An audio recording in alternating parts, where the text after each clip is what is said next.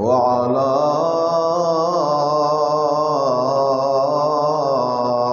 آله وأصحابه الأتقياء.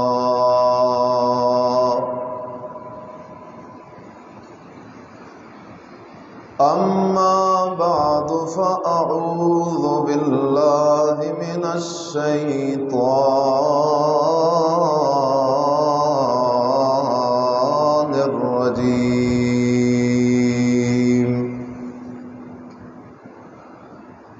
بسم الله الرحمن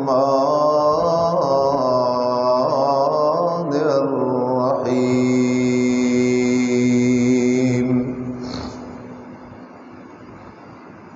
ولا تقولوا لمن يقتل في سبيل الله أموات بل أحياء ولكن لا تشعرون.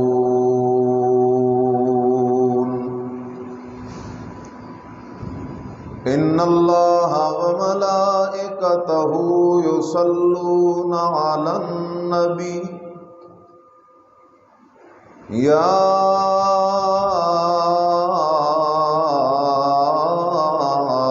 أيها الذين آمنوا صلوا عليه وسلموا تسليما. اللهم صل على محمد وعلى آل محمد كما صليت على إبراهيم وعلى آل إبراهيم إنك حميد مجيد. اللهم بارك على محمد وعلى آل محمد كما باركت على إبراهيم وعلى آل إبراهيم إنك حميد مجيد. سبحان ربك رب العزة عما يصفون وسلام على المرسلين والحمد لله رب العالمين.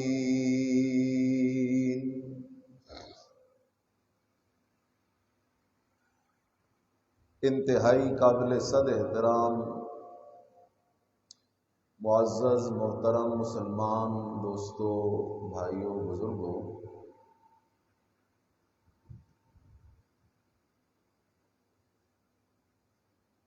آج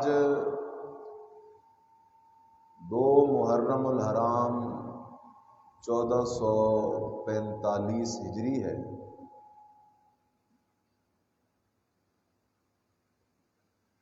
اور نئے اسلامی سال کی ابتدا ہو چکی ہے. اور المیہ یہ ہے کہ آج مسلمان کو خبر بھی نہیں ہوتی کہ اسلامی سال کی ابتدا ہو رہی ہے.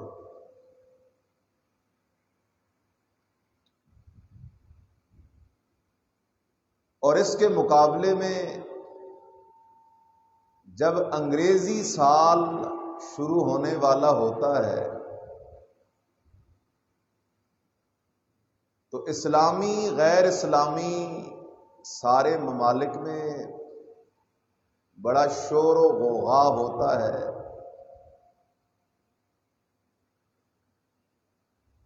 اسلام اس کی قطعاً تعلیم نہیں دیتا.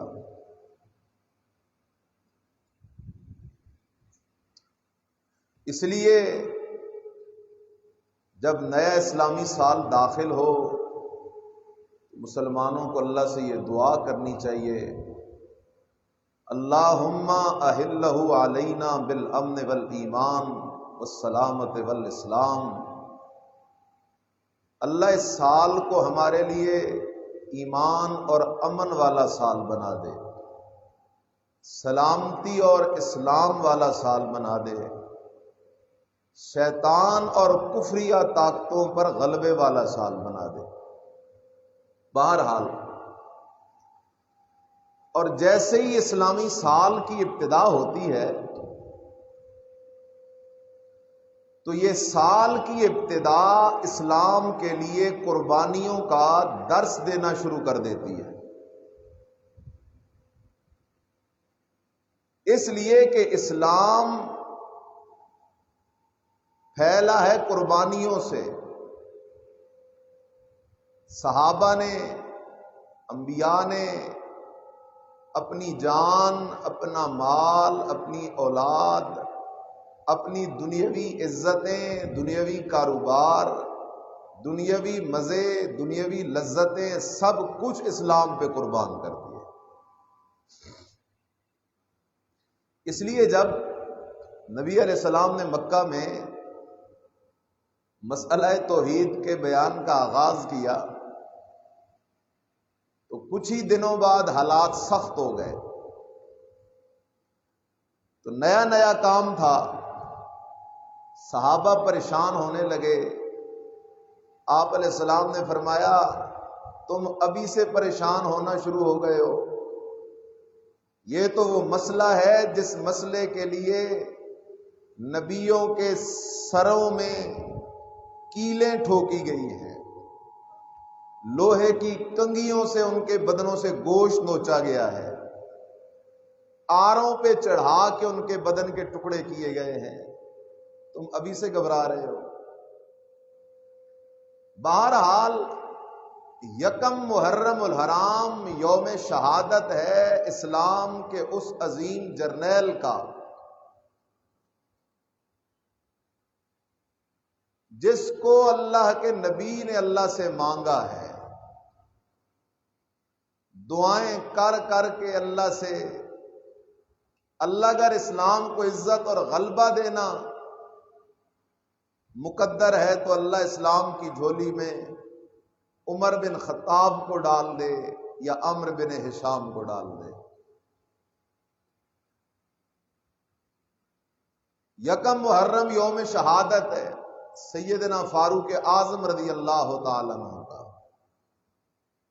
یوم شہادت ہے اسلام کے اس عظیم سپوت کا جس کا دور اسلامی فتوحات کے لحاظ سے ایک سنہری دور ہے۔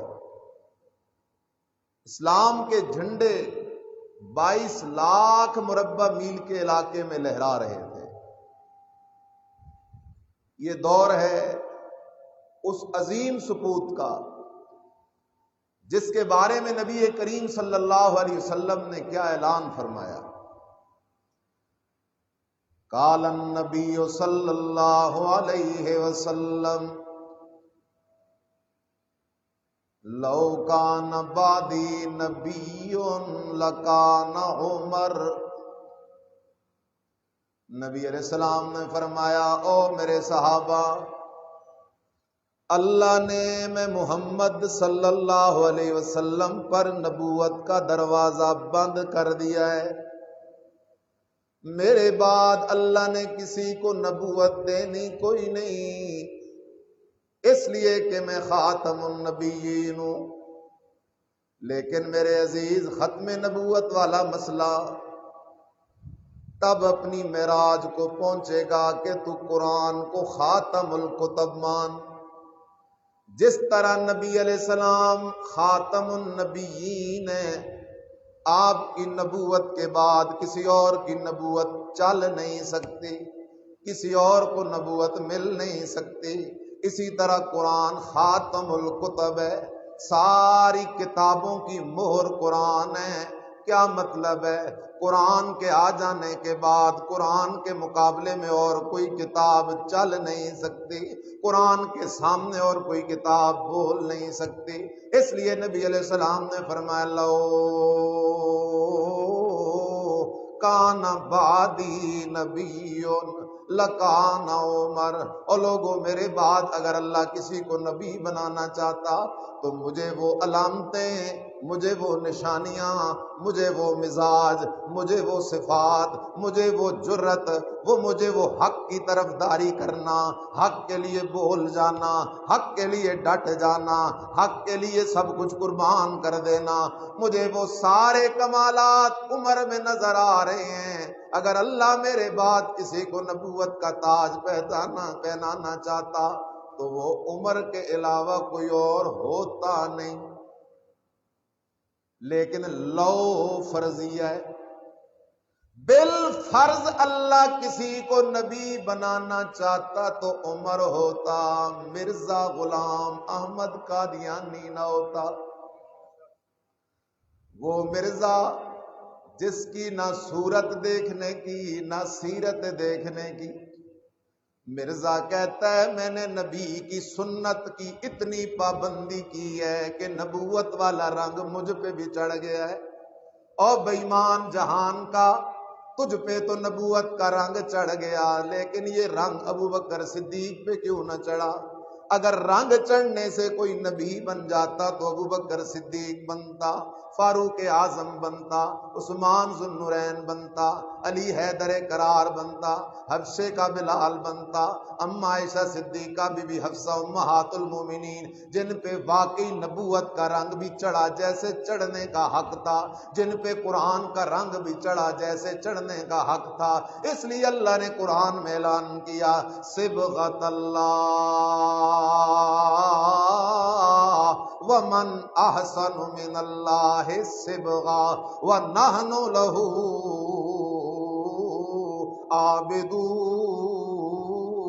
عابدون۔ عیسائیوں کا جب بچہ بالغ ہو جاتا وہ اپنے بچے کو لے جاتے اپنے عبادت خانے میں، وہاں ایک تالاب تھا، زرد رنگ کا تالاب، اس میں دو چار غوطے دیتے اسے، دو چار ڈبکیاں لگواتے اس سے، کہتے الآن صار نصرانیہ، اب یہ پکا ٹھکا عیسائی بن گیا ہے۔ جیسے میرے آج کے زمانے کا نادان دوست مختلف درگاہوں پہ لے جاتا ہے، ان درگاہوں کے خردے کھلا کے کہتا ہے اب یہ پکا حضرت علی حجویری کا مرید بن گیا ہے، اب یہ پکا حضرت بری امام کا مرید بن گیا ہے۔ مختلف درگاہوں پہ لے جا کے وہاں کی مخصوص ٹوپیاں پہناتا ہے، مختلف درگاہوں پہ لے جا کے وہاں کے مخصوص تعویذ پہناتا ہے، مختلف درگاہوں پہ لے جا کے وہاں کے مخصوص شعار پہناتا ہے، کہتا ہے اب یہ پکا ٹھکا قبر پرست اور قبروں کا پجاری بن گیا ہے۔ عیسائی بھی اپنے بچوں کو پانی میں غوطے دے کے کہتے ہیں اب یہ پکا عیسائی بن گیا ہے۔ اللہ نے کہا دفع ہو جاؤ عیسائیو، تمہاری عیسائیت کا رنگ تو ایک دفعہ نہانے سے اتر جاتا ہے۔ آؤ میں محمد کے صحابہ کو دیکھو، صبغۃ اللہ، میں اللہ نے ان پر اپنے قرآن کا رنگ چڑھا دیا ہے، میں اللہ نے ان پر ایمان توحید کا رنگ چڑھا دیا ہے۔ وَمَنْ أَحْسَنُ مِنَ اللَّهِ صِبْغًا، اور اللہ کے رنگ سے اچھا رنگ کس کا ہو سکتا ہے؟ اللہ تیرا رنگ کیا ہے؟ سوال ہے، اللہ تیرا رنگ کیا ہے؟ فرمایا نَحْنُ لَهُ عابدون۔ قیامت تک جو خدائی رنگ میں اپنے آپ کو رنگنا چاہتا ہے، جو محمدی رنگ میں اپنے آپ کو رنگنا چاہتا ہے، جو قرآنی رنگ میں اپنے آپ کو رنگنا چاہتا ہے، جو صدیقی، فاروقی، عثمانی، حیدری رنگ میں اپنے آپ کو رنگنا چاہتا ہے، تو وہ عقیدہ بنا لے عبادت کے لائق اکیلا کون ہے؟ یہ عقیدہ رکھنا عبادت کے لائق اکیلا اللہ، یہی خدائی رنگ ہے، یہی مصطفی رنگ ہے، یہی صدیقی رنگ ہے، یہی فاروقی رنگ ہے، یہی حیدری رنگ ہے، یہی عثمانی رنگ ہے۔ قبروں کا پجاری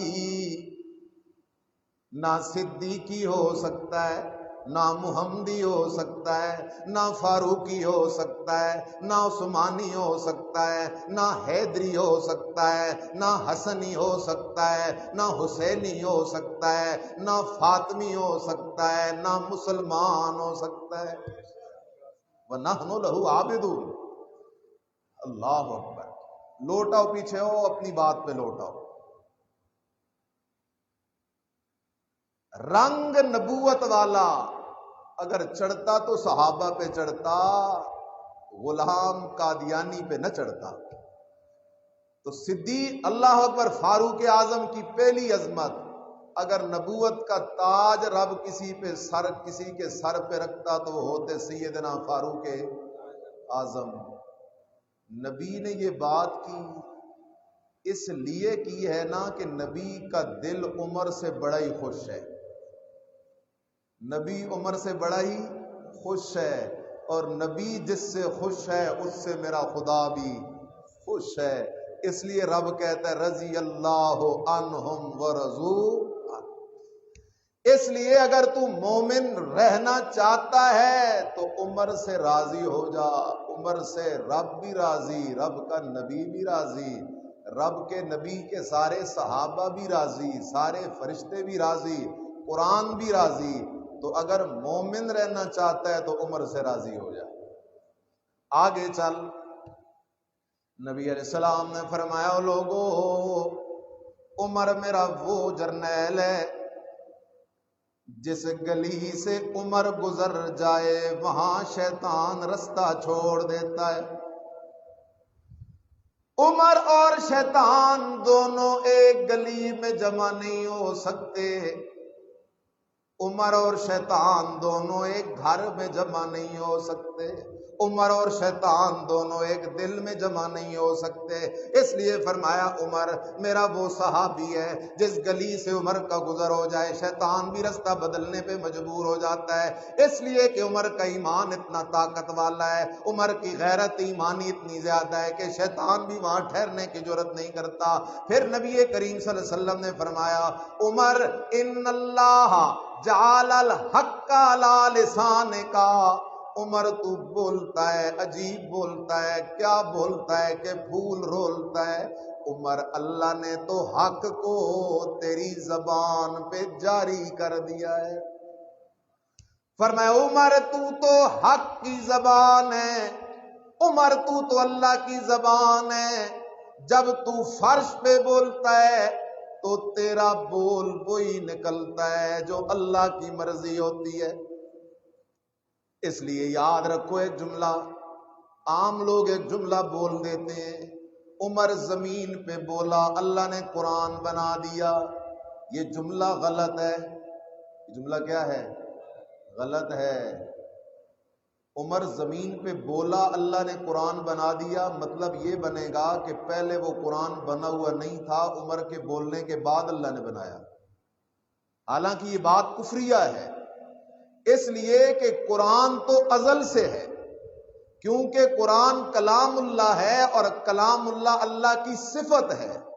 اور جس طرح اللہ کی ذات ازلی ہے، ابدی ہے، سرمدی ہے، دائمی ہے، اسی طرح اللہ کی صفات بھی ہمیشہ سے ہے. یہی تو جھگڑا تھا، یہی تو جھگڑا تھا. بے دین لوگ کہتے تھے قرآن اللہ کا کلام نہیں، قرآن اللہ کی مخلوق ہے. حق والوں نے کہا نہ، قرآن اللہ کی مخلوق نہیں، قرآن اللہ کی صفت ہے. لہذا یہ جملہ نہیں بولنا. بات صحیح کیا ہے؟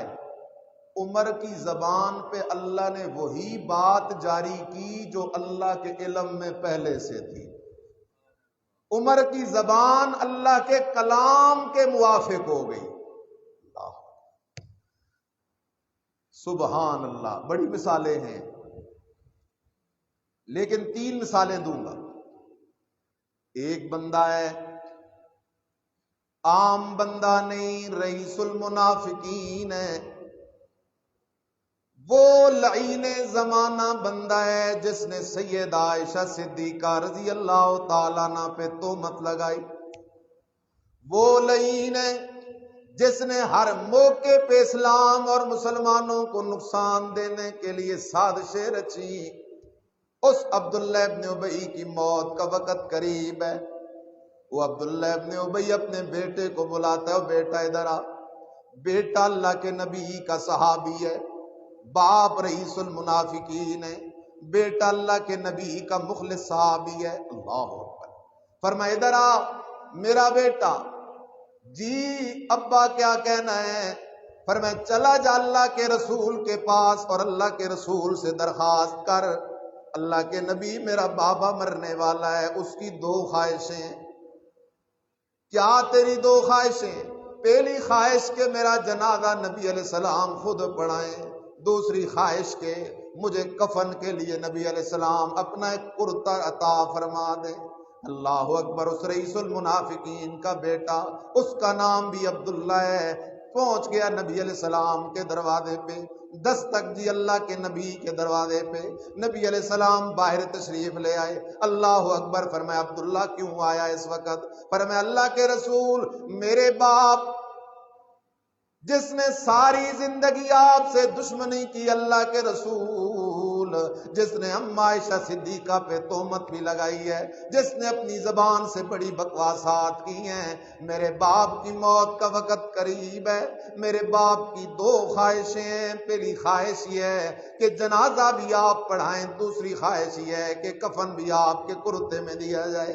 آپ علیہ السلام نے فرمایا عبداللہ اگر میرا جنازہ پڑھانے سے تیرے باپ کی بخشش ہو سکتی ہے، چل ٹھیک ہے، میں جنازہ پڑھانے بھی آ جاؤں گا اور میرا یہ کرتا لے جا۔ اگر میرے کرتے سے تیرے باپ کی بخشش ہو سکتی ہے تو میرا کرتا بھی لے جا۔ بیٹا کرتا لے کے گھر پہنچا، ادھر عبداللہ ابن ابی مر گیا۔ بات پہنچی عمر فاروق رضی اللہ تعالیٰ عنہ کو، نبی علیہ السلام رئیس المنافقین کا جنازہ پڑھانے جا رہے ہیں۔ نبی علیہ السلام نے کفن کے لیے کرتا بھی عنایت فرما دیا۔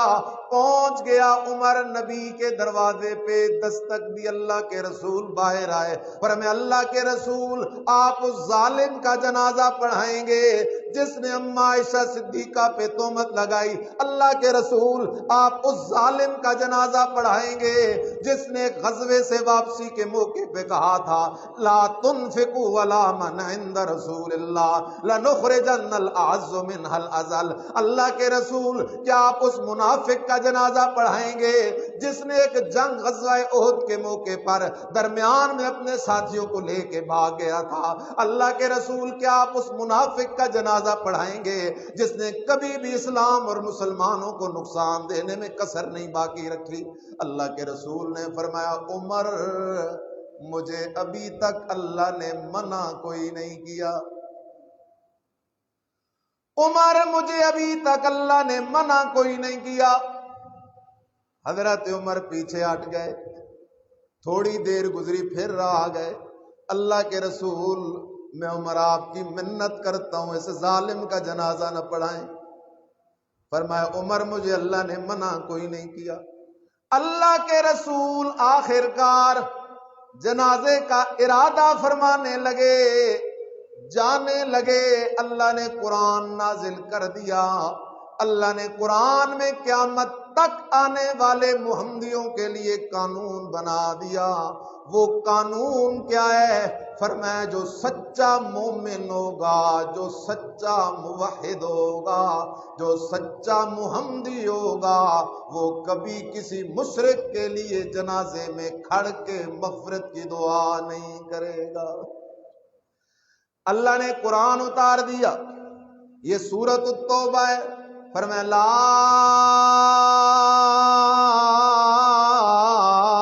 تصلی علی احد منہم مات ابدا۔ میرا پیغمبر ان منافقوں میں سے، ان مشرکوں میں سے جو کوئی مر جائے، میرا پیغمبر لا تصلی، آپ کو ان کے لیے بخشش کی دعا کرنے کی اجازت کوئی نہیں۔ کس کتاب کا مسئلہ ہے؟ لا تصلی علی احد منہم مات ابدا۔ جب کوئی مشرک مر جائے، منافق مر جائے، چاہے غریب ہو، چاہے امیر ہو، چاہے سید ہو، غیر سید ہو، مالدار ہو، حاجی ہو، چودھری ہو، سردار ہو، پیر ہو، وڈیرا ہو، نمبردار ہو، پڑوسی ہو، عزیز ہو، بیٹا ہو، بہن ہو، بھائی ہو، باپ ہو، لیکن اگر ہے مشرک تو اللہ کا قرآن کہتا ہے لا تو صلی علی احد، کسی ایک مشرک کے جنازے کی اجازت کوئی نہیں۔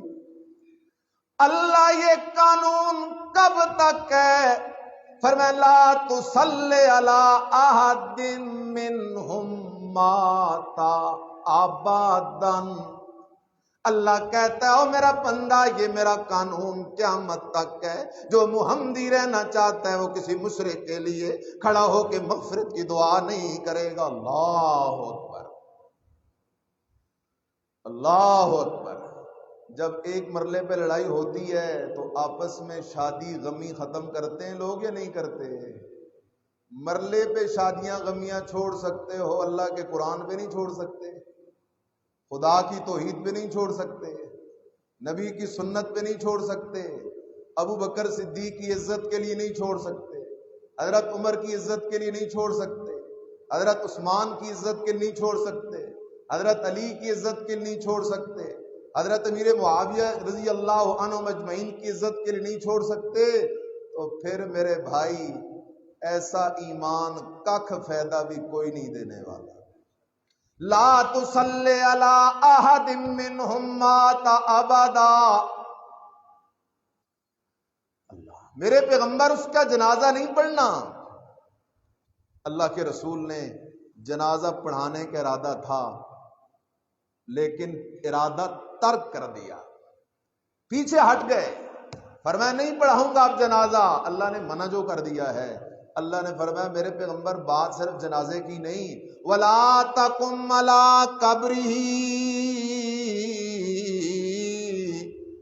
میرا پیغمبر جنازہ بھی مشرک کا نہیں پڑھنا، جنازہ بھی مشرک کا نہیں پڑھانا، اور جب وہ مارے جائے قبر میں دفن ہو جائے اس کے لیے ہاتھ اٹھا کے مغفرت کی دعا بھی نہیں کرنی، اس لیے کہ وہ میرا باغی ہے، میرا دشمن ہے، اور جو میرا باغی میرا دشمن ہو وہ تیرا سجن کیسے ہو سکتا ہے؟ وہ تیرا عزیز، تیرا پیارا، تیرا خیر خواہ کیسے ہو سکتا ہے؟ پر میں اس کے لیے مغفرت اور بخشش کی دعا بھی مت کرنا۔ اس لیے خیال کرو میرے عزیزا، اللہ کا حکم بھی یہ تھا، حضرت عمر کا اصرار بھی یہ تھا، اللہ کا جو حکم تھا وہی حضرت عمر کا اصرار تھا، اس لیے اللہ کے رسول نے فرمایا عمر اللہ نے تو تیری زبان پہ حق کو رکھ دیا ہے۔ دوسرا مقام ہے بدر کی جنگ ہوئی، بدر کی جنگ ہوئی، بدر کا غزوہ ہوا، 70 کافر مردار ہوئے، 70 کافر قیدی بنا لیے گئے۔ اب وہ 70 کافر قیدی کھڑے، اللہ اکبر، اس طرف صحابہ ہیں، نبی علیہ السلام کی جماعت ہے، سامنے وہ مکے کے 70 قیدی کھڑے ہیں۔ ان قیدیوں میں کوئی کسی کا بھائی ہے، کوئی کسی کا باپ ہے، کوئی کسی کا چاچا ہے، کوئی کسی کا ماموں ہے، کوئی کسی کا عزیز ہے، کوئی برادری دار ہے، کوئی حصے دار ہے، سارے قریب کے رشتے دار ہیں۔ جاگ رہے ہو؟ یہ بدر کی جنگ، احد کی جنگ برادری کے درمیان ہوئی، ادھر بھی قریشی اور ادھر بھی قریشی۔ لیکن آج لوگ کہتے ہیں امام صاحب، خطیب صاحب مسئلہ ایسا بیان کیا کرو تاکہ برادری نہ ٹوٹے ہماری۔ ہاں پھر تو یہ اعتراض جائے گا اللہ کے رسول پہ، اللہ کے رسول نے تو آ کے برادری کے ٹوٹے ٹوٹے کر دیے۔ باپ ادھر کھڑا ہے تو بیٹا ادھر کھڑا ہے، ایک بھائی ادھر کھڑا ہے تو دوسرا بھائی ادھر کھڑا ہے۔ خیال کرو میرے عزیز، بات کو سمجھ، 70 قیدی کھڑا ہے، اللہ کے رسول محمد کریم صلی اللہ علیہ وسلم نے صحابہ سے مشورہ مانگا، اور صحابہ مشورہ دو ان کا کیا کرنا چاہیے۔ کھڑے ہو گئے فاروق اعظم رضی اللہ تعالیٰ عنہ فرمایا اللہ کے نبی ان میں جو میرے رشتہ دار ہیں میرے حوالے کریں، جو ابو بکر صدیق کا رشتہ دار ہے ان کو ابو بکر کے حوالے، علی کے رشتہ دار علی کے حوالے، عثمان کے رشتہ دار عثمان کے حوالے، جس کا جو رشتہ دار ہے اسے اس کے حوالے کرو، وہ اپنے ہاتھوں سے اس کا گلا اڑا دے، اس کے اپنے ہاتھوں سے اسے ذبح کر دے۔ یہ حضرت عمر فاروق کی رائے تھی۔ ادھر سے بول پڑا بوڑھا صدیق اکبر رضی اللہ تعالیٰ عنہ، فرمایا اللہ کے نبی نانا قتل نہ کروائیں، ہیں تو ہمارے عزیز، ہیں تو برادری دار، ہیں تو رشتہ دار، کیا اچھا ہوتا کہ ہم فدیہ لے کے ان کو چھوڑ دیتے، ممکن ہے کل اسلام لے آئے۔ نبی علیہ السلام نے فرمایا بے شک اللہ نے بعض لوگوں کے دلوں کو سخت کر دیا ہے اور بعض لوگوں کے دلوں کو نرم کر دیا ہے۔ فرمایا عمر تیری مثال حضرت نوح علیہ السلام والی ہے۔ نوح علیہ السلام کی دعا ہے رب لا تذر علی الارض من الکافرین دیارا انک ان تذرهم یضلوا عبادک ولا یلدوا الا فاجرا کفارا۔ حضرت نوح نے کہا تھا اللہ مشرکوں کا ایک گھر بھی باقی نہ چھوڑنا۔ عمر تیری مثال حضرت نوح علیہ السلام والی ہے۔ ابو بکر تیری مثال حضرت ابراہیم علیہ السلام والی ہے۔ ابراہیم علیہ السلام نے کہا تھا اللہ جو ایمان لے آئیں ان کو بھی بخش دے، اور جو ایمان نہ لا سکے ان کے لیے بھی اللہ کوئی اچھے فیصلے فرما دے۔ اللہ اکبر، فیصلہ ہو گیا۔ حضرت صدیق اکبر رضی اللہ تعالیٰ عنہ کی رائے پر فدیہ لے کے مکے کے قیدیوں کو چھوڑ دیا گیا۔ اللہ نے قرآن اتار دیا، فرمایا ما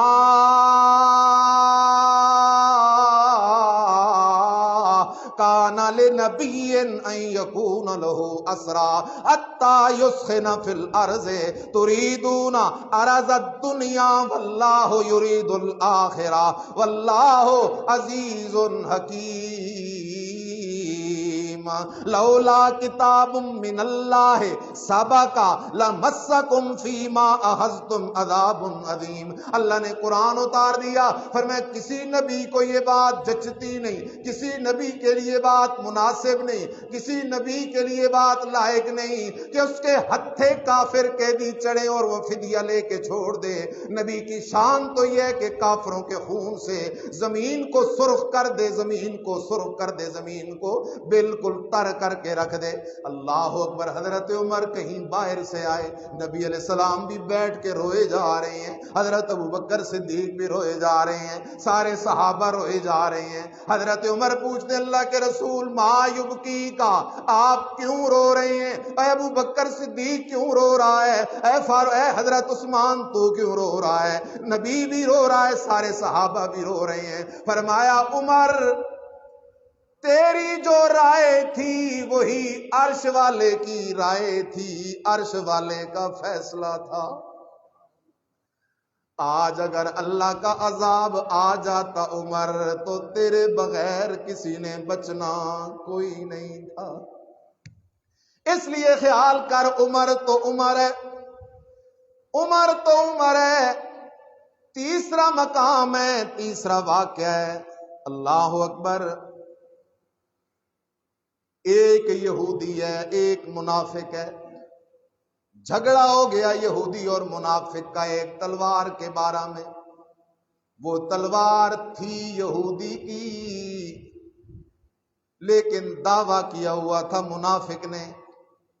کیس آگے اللہ کے رسول کے پاس، فرمایا اللہ کے رسول، منافق کہتا ہے یہ تلوار میری ہے، یہودی کہتا ہے میری ہے۔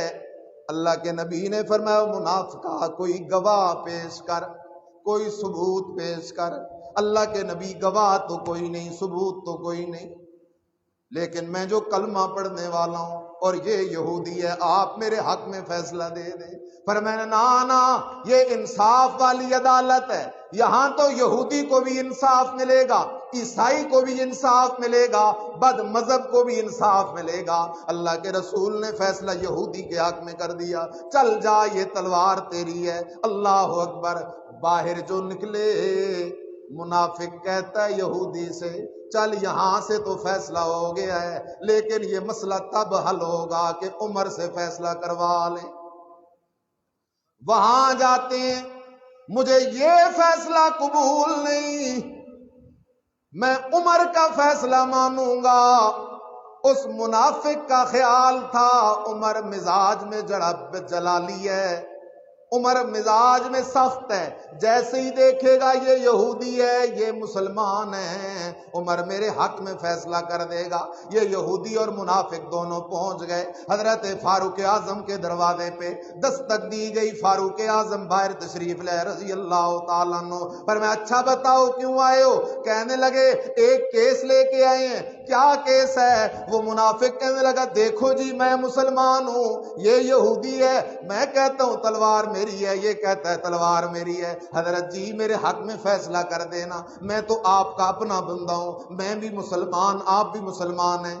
وہ یہودی بڑا سیانا تھا، اس نے اور کوئی بات نہیں کی، آہستہ سے کہا عمر جو مرضی ہے فیصلہ کر، لیکن پہلے اللہ کا رسول فیصلہ میرے حق میں کر چکا ہے،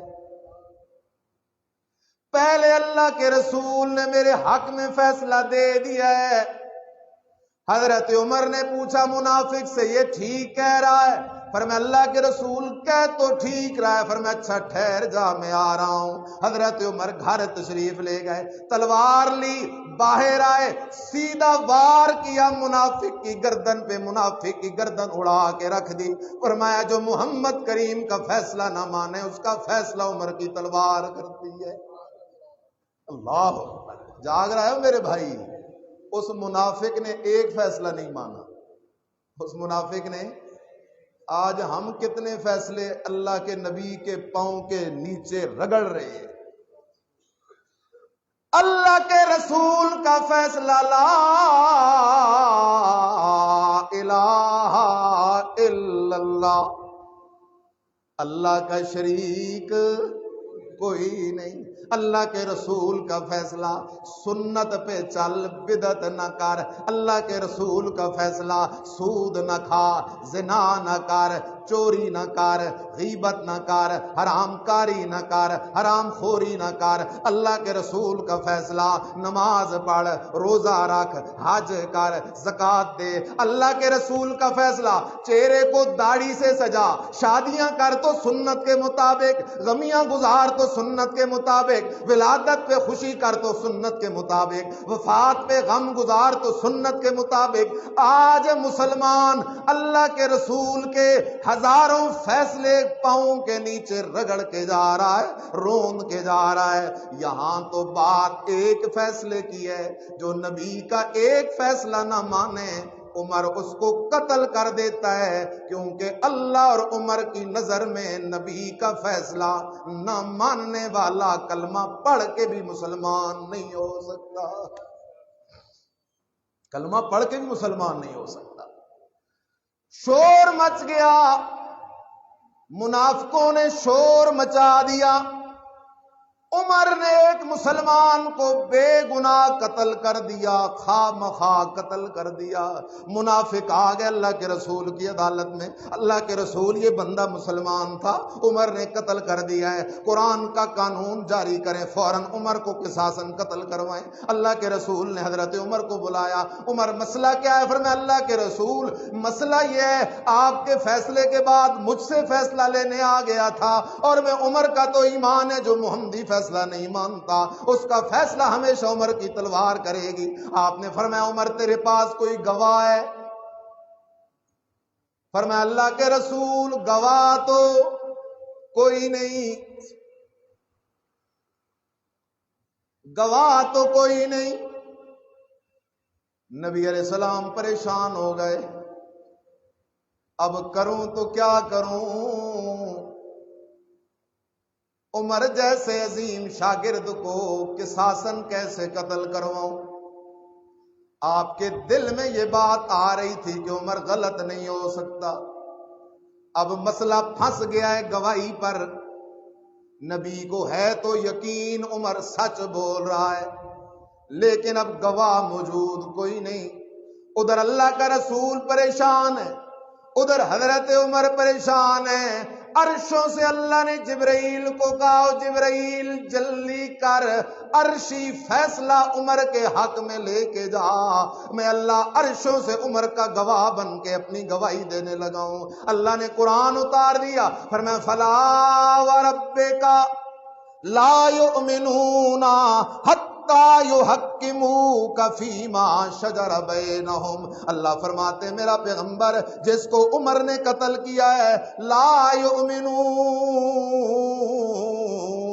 یہ لوگ آپ کے فیصلے کے باغی ہیں میرا پیغمبر، اور جو آپ کے فیصلے کا باغی ہو میرا پیغمبر، وہ میں اللہ کی نظروں میں بھی مومن کوئی نہیں، عمر کی نظروں میں بھی مومن کوئی نہیں۔ فلا وربک لا یؤمنون حتی یحکموک فیما شجر بینہم ثم لا یجدوا فی انفسہم حرجا مما قضیت ویسلموا تسلیما۔ فرمایا اے اللہ کے نبی، مومن تو وہ ہے محمدی فیصلہ آ جائے، وہ محمدی فیصلے کو دل و جان سے تسلیم کر لے، اس کے دل میں محمدی فیصلے کے بعد کوئی شک و شبہ موجود نہ ہو، وہ ہے مومن۔ اور یہ ظالم تو آپ کے فیصلے کا باغی تھا، آپ کے فیصلے کا منکر تھا، جو آپ کے فیصلے کا باغی اور منکر بناؤ وہ مومن ہو ہی نہیں سکتا۔ اور جو مومن ہی نہیں اس کو قتل کرنے پہ قصاص نہیں بلکہ ثواب ہے، اس کو قتل کرنے پہ قصاص نہیں بلکہ ثواب ہے۔ اللہ نے صفائی دے دی۔ عمر تو عمر ہے جس کا دور حکومت اسلامی تاریخ کا ایک زرعی دور ہے، انصاف اپنے عروج پہ ہے، عدل اپنے عروج پہ ہے۔ فاروق اعظم رضی اللہ تعالیٰ عنہ کا دور تو وہ دور ہے، جماعت صحابہ کی گئی ہوئی ہے بیت المقدس فتح کرنے، جو آج ہم مسلمانوں کا منہ چڑھا رہی ہے۔ یہودی وہاں قابض ہو کے بیٹھے ہیں، لیکن قربان جاؤں عمر کی بہادری اور جرت پہ۔ صحابہ وہاں محاصرہ کیے بیٹھے ہیں، جنگ شروع ہے، بیت المقدس فتح نہیں ہو رہا۔ خبر آئی امیر المومنین فتح نہیں ہو رہا، فرمایا اچھا چلو میں خود آ جاتا ہوں۔ ایک اپنے غلام کو اپنے ساتھ لیا اور پہلے اس سے طے کیا، ایک منزل میں سواری پہ بیٹھوں گا، تو پیدل چلے گا، پھر اس کے بعد میں پیدل چلوں گا، تو اوپر بیٹھے گا۔ کون عمر ہے؟ 22 لاکھ مربع میل کا حکمران ہے، باری چل رہی ہے، کبھی عمر سوار ہے، غلام پیدل ہے، کبھی غلام پیدل سوار ہے، عمر پیدل ہے۔ جب بیت المقدس میں داخل ہونے کا وقت آیا تو ترتیب کا تقاضا تھا، اب پیدل چلنے کا نمبر عمر کا تھا، سوار ہونے کا نمبر غلام کا تھا۔ غلام نے بڑی منت کی، حضرت میں اپنا نمبر چھوڑتا ہوں، آپ سوار ہو جائیں۔ فرمایا نہیں، بیٹھ سواری پر۔ امیر المومنین کے ہاتھ میں لگام ہے اور غلام سواری پہ بیٹھا ہے، اور جب عمر بیت المقدس میں قدم رکھتا ہے، وہاں کا جو پادری ہے وہ یہودیوں کا، جو ان کا بڑا ہے، اس نے جب عمر کی یہ کیفیت دیکھی، بیت المقدس کی چابیاں لا کے عمر کے ہاتھ میں دے دی۔ فرمایا ہماری تورات میں یہی تھا، ایسا خلیفہ آئے گا جس کے اندر اتنا عدل اور انصاف ہوگا کہ وہ غلام کو سواری پہ بٹھا دے گا، لگام خود پکڑ لے گا، اور ایسے سے لڑنا ہمارے بس کی بات کوئی نہیں ہے۔ حوالے کر دی چابیاں۔ کہاں تک تذکرہ کروں سیدنا عمر فاروق رضی اللہ تعالیٰ عنہ کا؟ خدا کی قسم عمر کے اسلام پہ بڑے احسانات ہیں، لیکن وہ وقت آ گیا، وقت آ گیا۔ حضرت عمر رضی اللہ تعالیٰ عنہ واپس آئے ایک سفر سے، رات کا وقت ہے، چاندنی رات ہے، آسمان پہ ستارے جگمگا رہے ہیں۔ امیر المومنین 22 لاکھ مربع میل کا حکمران زمین پہ پتھر برابر کرتا ہے، پتھر برابر کرتا ہے پتھریلی زمین پہ، اور چادر سر کے نیچے رکھ کے لیٹ جاتا ہے۔ آسمان کو دیکھ رہا ہے، آسمان کے اندر اللہ کی قدرت کے نظارے کر رہا ہے، اور ادھر عمر کے دل میں ایک بات آتی ہے۔ عمر اللہ سے دعا کرتا ہے، اللہم ارزقنی شہادتاً فی سبیلک وفی بلد نبیک۔ اللہ اب میں عمر کے کندھے کمزور ہو گئے ہیں، اللہ اب مزید میں حکومت کا بوجھ اٹھا نہیں سکتا، اللہ میں تھک گیا ہوں، اللہ مجھے اپنے پاس بلا لے۔ اللہم ارزقنی شہادتاً فی سبیلک، اللہ مجھے موت بھی شہادت کی دے، لیکن اللہ مجھے موت مدینے سے باہر نہ دینا، فی بلد نبی کا، اللہ اپنے نبی کے شہر مدینہ میں عمر کو شہادت کی موت عطا کر۔ عمر موت مانگ رہا ہے شہادت کی، اس لیے کہ شہادت کی موت تو مقدر والوں کو ملا کرتی ہے۔ شہادت ماتم کی چیز نہیں، سوگ کی چیز نہیں، غم کی چیز نہیں، شہادت تو جرأت بہادری کی تعلیم دیتی ہے۔ اس لیے اللہ کا رسول ایک دن کہتا ہے، انی لوددت ان اقتل فی سبیلک ثم احیا ثم اقتل ثم احیا ثم اقتل۔ اللہ کے رسول کہتے ہیں، لوگو میں محمد کی تو بڑی خواہش ہے، بڑی چاہت ہے، مجھے اللہ کے رستے میں شہید کیا جائے، پھر مجھے اللہ زندہ کر دے، پھر مجھے اللہ شہید شہادت کی موت دے دے، پھر مجھے اللہ زندہ کر دے، پھر مجھے اللہ شہادت کی موت دے دے۔ حتیٰ کہ شہید جو جنت میں اکٹھے ہیں، اللہ شہیدوں کا جلسہ رکھتا ہے، سارے شہیدوں کو جمع کر کے پوچھتا ہے، اور شہیدوں مجھ سے کچھ مانگ لو مانگ لو۔ شہید کہتے ہیں، اللہ جنت میں ٹھاٹھیں تو کر رہے ہیں، مزے تو کر رہے ہیں، اور کیا مانگیں، اللہ چھوڑتا کوئی نہیں۔ آخر شہید مشورہ کر کے کہتے ہیں، اللہ ہمارا تجھ سے سوال ہے، انت رد ارواحنا فی اجسادنا، اللہ ہماری روحوں کو جنت سے نکال کے پھر ہمارے دنیا والے بدنوں میں ڈال دے، پھر ہم تیرے رستے میں جہاد کریں۔ اللہ جو لذت اور مزہ شہادت کے وقت آیا تھا، اللہ وہ مٹھاس تیری جنت میں بھی ہمیں کوئی نہیں ملی۔ اللہ اکبر۔ اللہ کہتا ہے حدیث میں، فتورے کو اللہ چھوڑ دیتا ہے، کیونکہ اللہ کا قانون یہ ہے، موت کے وقت اللہ جو روح ایک دفعہ نکال دیتا ہے تو اللہ کی عادت اور قانون یہ ہے، وہ روح قیامت سے پہلے لوٹ کے دوبارہ بدن میں آ نہیں سکتی۔ حضرت عمر کہتے ہیں، اللہم ارزقنی شہادتاً فی سبیلک وفی بلد نبیک، اللہ مجھے شہادت کی موت دے دے اپنے نبی کے شہر میں۔ قبولیت کی گھڑی تھی، اللہ نے عمر کی دعا قبول کر لی۔ اللہ اکبر۔ وقت تنگ ہے، اختصاراً بات کروں گا۔ ایک مجوسی ہے، کافر ہے، حضرت مغیرہ بن شعبہ کا غلام ہے۔ حضرت عمر نے تو ایرانیوں کی کمر توڑ کے رکھ دی تھی، اس مجوسی کو ایرانیوں کی شکست پہ بڑی تکلیف تھی۔ اس مجوسی نے حضرت عمر فاروق رضی اللہ تعالیٰ عنہ کو شہید کرنے کا پروگرام بنایا، ایک خنجر تیار کیا، اس خنجر کو زہر کے اندر بجھا دیا۔ وہ زہر میں بجھا ہوا خنجر لے کے وہ مجوسی آ کے مسجد نبوی میں حضرت عمر رضی اللہ تعالیٰ عنہ کے بالکل پیچھے صف میں کھڑا ہو گیا۔ جاگ رہے ہو؟ ارادہ کیا ہے حضرت عمر کو کیا کرنے کا؟ شہید کرنے کا۔ آگے ہے حضرت عمر فاروق، ادھر بھی صحابہ، ادھر بھی صحابہ، پیچھے بھی صحابہ۔ صحابہ سے بڑے ولی کوئی ہو سکتے ہیں؟ اگر ولی غیبدان ہوتے تو عمر پہلے غیبدان ہوتا، علی حیدر کرار بڑا غیبدان ہوتا، اگر صحابہ غیبدان ہوتے تو پہلے ہی پتہ چل جاتا کہ اس مجوسی نے اندر کیا چھپایا ہوا ہے، خنجر چھپایا ہوا ہے، کسی کو پتہ نہ چلا۔ حضرت عمر نماز میں کھڑے ہو گئے، اس مجوسی نے جو خنجر نکالا، خنجر نکال کے وار پہ وار کرتا گیا۔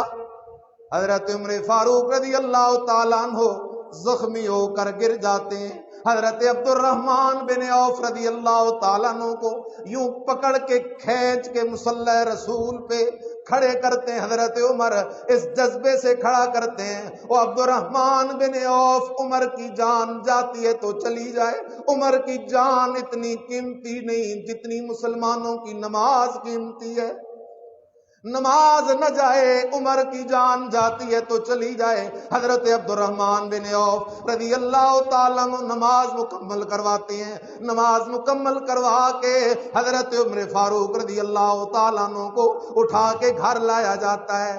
آپ پہلا سوال کرتے ہیں لوگوں سے، اور لوگوں بتاؤ تو صحیح مجھے، ہم مجھ پہ حملہ کرنے والا کون ہے، میرے قتل کی کوشش کرنے والا کون ہے؟ کہا جاتا ہے حضرت فلاں مجوسی غلام ہے۔ فرمایا الحمدللہ، میں عمر کے خون سے کسی مسلمان کے ہاتھ رنگین کوئی نہیں۔ اللہ اکبر۔ حکیم طبیب کو بلایا جاتا ہے، وہ حکیم دوائی جو دیتا ہے، دوائی سیدھی زخموں کے رستے باہر نکل جاتی ہے، اور دوائی جب زخموں سے نکلنا شروع کر دے تو یہ مطلب ہوتا تھا زخم اتنا گہرا ہے کہ اب بچنا مشکل ہے۔ زخموں سے جب دوائی نکلی، آپ نے اپنے بیٹے حضرت عبداللہ ابن عمر رضی اللہ تعالیٰ عنہ کو بلایا، اور بیٹا ادھر آ، بیٹھ میرے پاس۔ فرمایا جی ابا جی کیا حکم ہے؟ فرمایا چلا جا اماں عائشہ صدیقہ کے پاس، چلا جا اماں عائشہ، لیکن وہاں جا کے یہ نہ کہنا کہ امیر المومنین کہہ رہا ہے، میں تو شہید ہونے والا ہوں، اب امیر المومنین نہیں ہوں۔ وہاں جا کے کہنا عمر کہہ رہا ہے، عمر بن خطاب کہہ رہا ہے، صدیق اکبر کا یار کہہ رہا ہے، آمنہ کے لال کا مرید کہہ رہا ہے، درخواست کر رہا ہے اگر آپ کی اجازت ہو مجھے بھی آپ کے بابا ابو بکر صدیق کے ساتھ پہلو میں دفن کر دیا جائے۔ یہ درخواست تھی۔